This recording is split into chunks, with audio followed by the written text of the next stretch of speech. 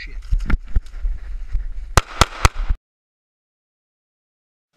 Hey guys, Raider 3-1 Lane here again. Out of my aunt and uncle's place out in the hills, they've got a nice little private range called Iron Sight Acres out here. And so this is actually the first time I've been to this specific range. We've got another range out in the hills on some family land that we use. And so whenever I'm back home, we try to come out, friends and family, and do a lot of good, solid training and just have a lot of fun shooting out here. And so the thing we're going to talk about right now is what I call the holy trinity of close quarters combat, close quarters shooting.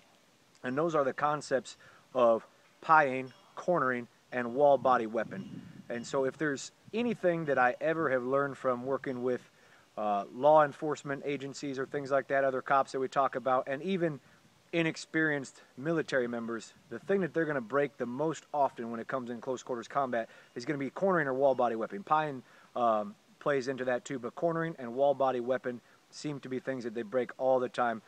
I don't know if it's a video game, mentality that people have, or if they just forget when they're training as to how dangerous bullets actually are. They don't really care how well trained you are. A bullet just comes in and it does whatever it does. So we need to make sure that we are exposing the minimum amount of our body every time we're working in close quarters, because if we're concealed carry work, we're going to be in close, and that's where it gets really dangerous. And so we need to make sure that we're doing things right and we're getting ourselves out of harm's way. The concepts of cornering and of wall body weapons. So whenever we're cornering, we need to make sure one of the most important things that we can ever do is I have to have eyes on my muzzle at all time, and I have to be able to see everything that can see my muzzle. And what I mean by that is I cannot stick my muzzle around a corner if I do not have eyes on that corner or that wall or that tree or that building, whatever it may be. And you're going to see in a couple demonstrations what I mean. I'm going to expose my pistol to potentially being grabbed or knocked away by my adversary. I'm going to place myself in a very dangerous, precarious position where I can easily be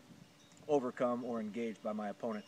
And the other concept we're going to talk about is that of wall body weapon. So when we talk about wall body weapon, we simply mean wall body weapon. So at any time, if I'm a right-hander, I want my left hand up to that wall. And that way, at any time when I'm coming around this corner here, I can have the very minimum silhouette of my body actually exposed from that wall. So now if I happen to be coming from the other side, I need to make sure, if at all possible, regardless of what gear I'm wearing, that I switch.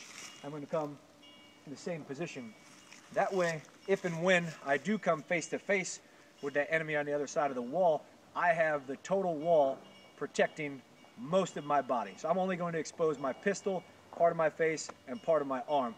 Whereas if I had the pistol in the other side, the weapon in the other side, I'm going to expose most of my torso, part of my lower body, and my entire head. So up close and personal, that stuff is going to be the difference between life and death.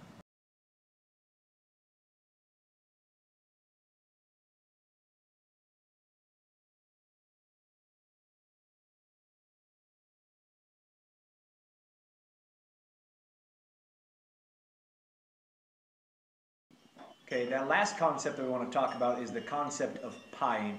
So when we talk about pieing, so we've got the doorway here. Let's call the doorway 36 inches across. So if I'm going alone, if I'm the point man in a stack, whatever situation that you may want to visualize here, instead of clearing the doorway in one violent and quick motion and potentially exposing myself to anything that's out there, especially when I'm in really tight quarters, I'm going to think of this in terms of 1 inch at a time. So instead of clearing 36 inches, I'm going to make 36 1-inch clears as I come around. So I keep everything nice and tight.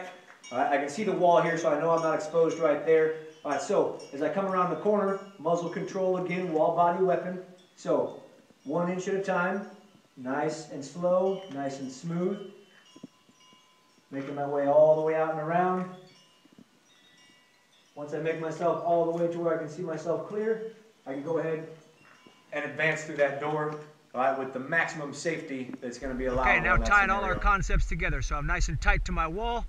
That weapon's in nice and tight. That muzzle's completely under control. So I'm clearing 1 inch at a time, trying to gain myself some space so I can escape and get out of here.